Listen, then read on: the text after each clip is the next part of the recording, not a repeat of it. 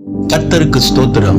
இந்த நாளுக்கான தேவ வார்த்தை சங்கீத புஸ்தகம் 9ஆம் அதிகாரம் 10வது வசனம். கர்த்தாவே, உம்மை தேடுகிறவர்களை நீ கைவிடுவதில்லை.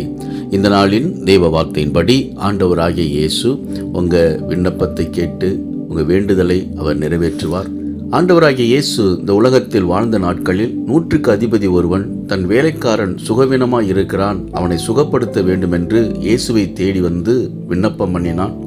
ஆண்டவர், நான் உன் வீட்டுக்கு வந்து உன் வேலைக்காரனை சுகப்படுத்துவேன் என்று சொன்னபொழுது அதற்கு அந்த 100க்கு அதிபதி, ஆண்டவரே, நீ என் வீட்டுக்கு வருவதற்கு நான் பாத்திரன் அல்ல, நீர் ஒரு வார்த்தை மாத்திரம் சொல்லும், என் வேலைக்காரன் சுகமடைவான் என்று அவன் சொன்னான்.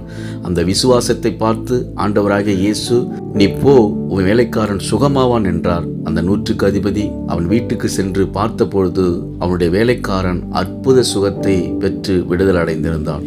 அன்பானவர்களே, ஆண்டவரை தேடுகிறவர்களை அவர் கைவிடுவதில்லை. நீங்களும் ஆண்டவர் மேல் நம்பிக்கை உடையவர்களாய் ஆண்டவராகிய இயேசுவினிடத்தில் விண்ணப்பம் பண்ணுங்கள், அவரை தேடுங்கள். அவர் உங்கள் விண்ணப்பங்களுக்கு வேண்டுதலுக்கு அவர் செவி கொடுத்து உங்களை ஆசீர்வதித்து விடுதலை செய்வார். பரிபூர்ண சுகத்தை உங்களுக்கு தருவார். விசுவாசியுங்கள், மகிழ்ந்து களி கூறுங்கள். இயேசு உங்களை ஆசீர்வதிக்கிறார். ஆமேன்.